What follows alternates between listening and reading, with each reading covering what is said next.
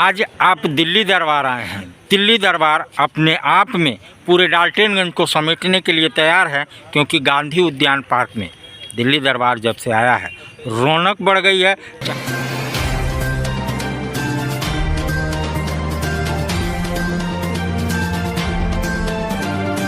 एक बोरा बालू में 5 रुपए का घूस है। कहने का मतलब यह है कि कुल मिला के लूट का बाजार गर्म है। कल चीफ मिनिस्टर आए, उन्होंने कहा कि दिल्ली से पूछिए। माननीय मुख्यमंत्री जी, हम दिल्ली से पूछ लेंगे, लेकिन हम आपसे एक बात पूछना चाहते हैं कि अगर झारखंड की जनता को दिल्ली की वजह से बालू नहीं मिल रहा है और दिल्ली की सरकार रोड़े अटका रही है, तो झारखंड के जनता के नेता की हैसियत से, उनके मुख्यमंत्री की हैसियत से आप दिल्ली सरकार के खिलाफ अभियान की शुरुआत कीजिए। दिल्ली की सरकार जनता के अधिकारों का हनन कर रही है। आप कहिए तो कि राज्य की सरकार को बालू निकालने, आप जनता के नेता हैं तो जनता का नेतृत्व कीजिए। आप भाग नहीं सकते इसका। सारी जनता उनके साथ खड़ी हो और हम इस लड़ाई को लड़ेंगे। लेकिन दिक्कत दूसरा है, हिंदुस्तान की पॉलिटिक्स और हिंदुस्तान का पार्लियामेंट और हिंदुस्तान की विधानसभा बहुत लंबे समय से धीरे धीरे के पार्लियामेंट में बैठे हुए हैं। पलामू को बालू कब तक? पलामू को बालू कब से मिलना चालू हो जाएगा?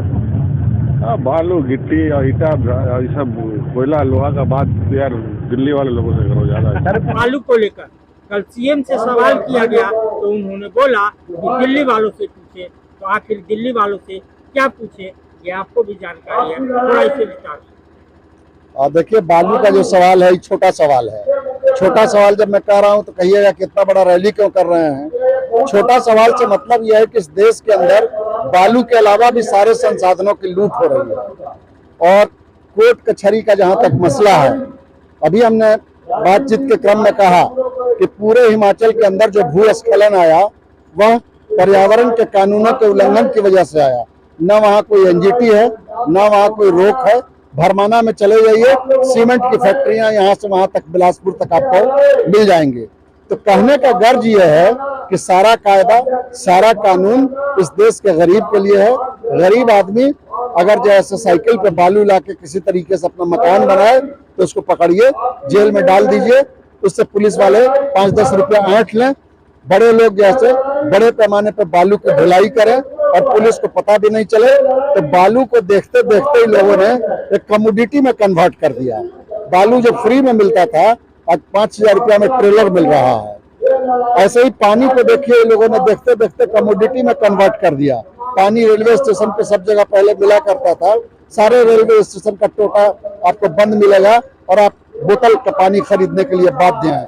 तो इनका बस चलेगा तो हवा को भी कब्जे में लेके कुछ दिन में बेचना शुरू कर देंगे। इसीलिए हमने कहा कि यह सिर्फ बालू का मसला नहीं है, मसला पॉलिसी का है। और जहां तक चीफ मिनिस्टर की बात है, तो चीफ मिनिस्टर को जनता को जवाब देना चाहिए कि क्यों इस सवाल को दिल्ली से पूछा जाना चाहिए। क्या आप जैसे पलामू के लोगों को बालू उपलब्ध कराना चाहते हैं और दिल्ली उससे बाधा पहुंचा रही है? और अगर दिल्ली बाधा पहुंचा रही है तो दिल्ली किस तरीके से बाधा पहुंचा रही है, ये कम से कम यहाँ की जनता को बताइए। और यहाँ के जनता के नेता की हैसियत से जनता का आह्वान कीजिए कि हम जैसे दिल्ली के इन नीतियों के खिलाफ, जिनकी वजह से बालू नहीं मिल रहा है, बड़े पैमाने पर लड़ाई शुरू करने वाले हैं। जनता इस लड़ाई में शामिल हो। तो आप सिर्फ एक लाइन में ये कह के अपने रिस्पॉन्सिबिलिटी से नहीं बच सकते हैं। असल में हिंदुस्तान की पॉलिटिक्स जो है वो पूंजी की रखेल हो गई है और सबको बड़े पैमाने पर पूंजी चाहिए, और जहां पूंजी की गुंजाइश नहीं है वहां दिक्कत हो रहा है। अब आप देखिए क्या हाल है, बालू के चलते जैसे इंदिरा आवास का मकान रुका है, वीडियो नोटिस करता है कि जैसे मकान क्यों नहीं बना रहे हो, पैसा हम रिकवरी करेंगे। तो ये जो तमाशा चल रहा है, इस तमाशे के खिलाफ जनता को ही आखिर सड़क पे उतरना पड़ेगा। अभी जनता के लिए मसला है कि नहीं है हमको मालूम नहीं है। जनता को दिक्कत तो होती है, लेकिन उसके लिए ज्यादा बड़ा मसला राम मंदिर का मसला है। उसके लिए ज्यादा बड़ा मसला जो है देश के स्वाभिमान की रक्षा का मसला है। उसके लिए ज्यादा बड़ा मसला जो है वो हिंदुत्व की रक्षा का मसला है। जनता जिस दिन समझ जाएगी कि जिंदगी के सवाल बड़े सवाल हैं और जिंदगी के सवाल पे हमको लामबंद होना चाहिए, उस दिन सारे सवालों का जवाब चला आएगा। कोई रथ यात्रा निकाल रहा है, कोई संकल्प यात्रा निकाल रहा है, कोई और यात्रा निकाल रहा है। बालू के लिए यात्रा क्यों नहीं निकलता है? क्यों नहीं जैसे लोग सड़क पे निकलते हैं? तो यहाँ के जनप्रतिनिधियों का भी कंसर्न नहीं है। अभी बीजेपी का 2-3 अभियान आप लोगों ने देखा होगा जो चला, लेकिन आपने देखा कि बालू के लिए जैसे कोई लड़ाई बीजेपी ने खड़ी की हो, या जैसे सत्ताधारी पार्टियां भी जैसे लड़ाई खड़ी करती हैं। जब सरकार ध्यान नहीं देती है तो अपनी ही सरकार के खिलाफ कभी कभी बोलना पड़ता है। तो ये बोलने का साहस जब तक लोग नहीं पैदा करेंगे तब तक ये दिक्कत जारी रहेगा। इसीलिए हमने कहा कि ये सिर्फ बालू का मसला नहीं है, ये कारपोरेट लूट का मसला है। पानी पे उनका कब्जा, जंगल पे उनका कब्जा, बालू पे उनका कब्जा, सब चीज पे उनका कब्जा हो गया है। हिंदुस्तान धीरे धीरे हिंदुस्तान की जनता के हाथ से निकल गया। अब हम लोग के पास सिर्फ हिंदू मुस्लिम का एजेंडा है, बालू नहीं है। बच्चों का पढ़ाई नहीं है, स्कूल में फीस का बढ़ जाना इस देश में एजेंडा नहीं है। एजेंडा क्या है कि 24 में राम जन्मभूमि मंदिर बनेगा, उसमें घुसिए और जैसे जिंदगी के सारे सवाल हल हो जाएंगे। तो ये जो पॉलिटिक्स से डिटैचमेंट है जनता का, इसको हम लोग तोड़ना चाहते हैं। कितना कामयाब होंगे, सब कुछ हम लोग के कब्जे में नहीं है, हमको नहीं मालूम है। हमारा काम जैसे आवाज देना है, लोगों को जगाना है, सो हम कर रहे हैं। बाकी जनता के ऊपर है, जनता जो चाहेगी सो होगा। डाल्टनगंज शहर में मजदूरों का एक जुलूस निकला और मजदूरों का ये महापंचायत आप देख रहे हैं। महापंचायत मजदूरों का बालू के लिए था। बालू मजदूरों से, गरीब लोगों से दूर जा रहा है। बालू का माफियाकरण हो गया है झारखंड के अंदर। पिछली सरकार ने इसको माफिया के हवाले कर दिया था और पिछली सरकार जब गई उसके बाद जो सरकार आई, ये सरकार हम लोगों को उम्मीद दिलाई थी कि हम माफिया लोगों के हाथ से बालू को सर्वसुलभ कराएंगे, लेकिन ऐसा होता नहीं दिखा। 2.5 सालों से झारखंड के अंदर बालू का किल्लत है। गरीब लोगों का घर बनना रुका हुआ है। आम लोग बालू के संकट से परेशान है।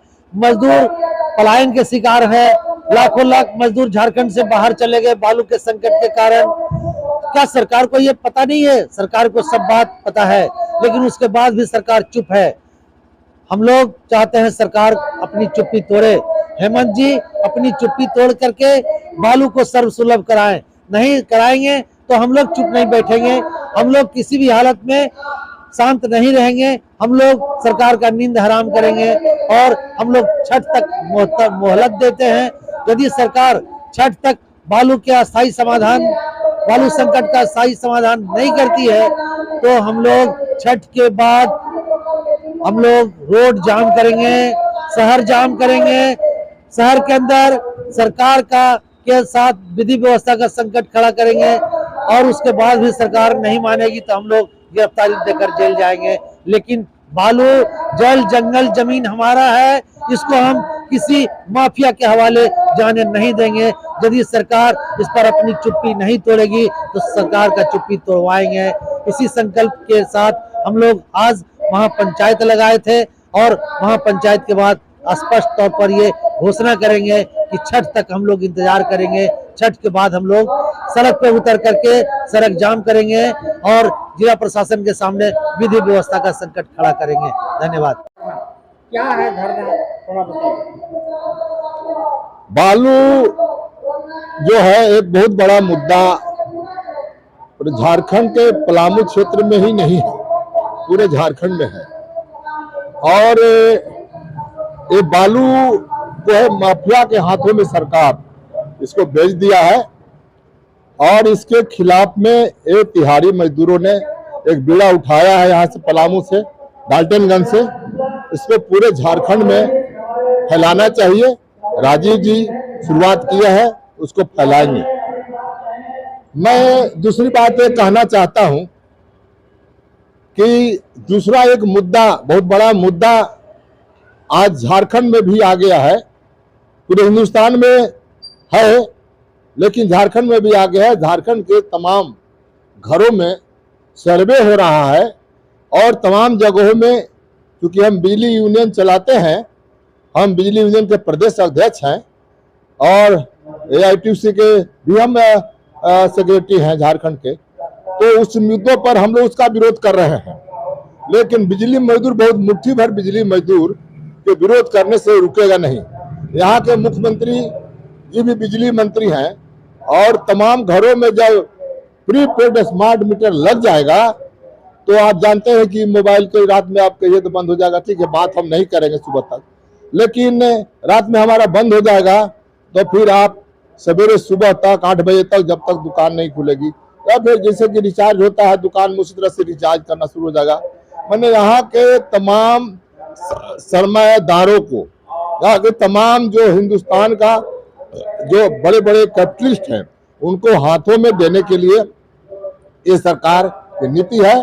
और तमाम तो पब्लिक सेक्टर को बेच दिया जा रहा है, अब बिजली सेक्टर को भी अभी तो अनबंडलिंग किया गया है, ठेकेदार के द्वारा काम कराया जा रहा है और मजदूरों को सताया जा रहा है, यहाँ पर अनुबंध पर रखा जा रहा है, ऐसे माने ठेकेदार के अंदर काम कराया जा रहा है। और आने वाले दिनों में बिजली के तमाम क्षेत्रों को उनको बेच करके ये अडानी के हाथों में, अंबानी के हाथों में बेचना चाहते हैं और इसीलिए इसका विरोध बिजली मजदूरी नहीं करेगा, पूरा यहाँ के आम जनता, आम आवाम को करना चाहिए।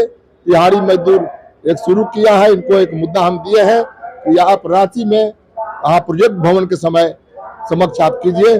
पूरे झारखंड से हम AITC की तरफ से गोलबंद करके वहाँ एक बहुत बड़ा कार्यक्रम रांची में हम प्रोजेक्ट भवन के सामने और उसी जगह पर बिजली विद्युत भवन है वहां पर करेंगे। इसका ऐलान हम लोग आज यहाँ से शुरू कर रहे हैं और निकट भविष्य में 1-1.5 महीने के अंदर रांची में हम लोग प्रोजेक्ट भवन के सामने एक विशाल प्रदर्शन और दिन भर का कार्यक्रम करने का शुरुआत करेंगे। यही हमारा आगे का लक्ष्य है।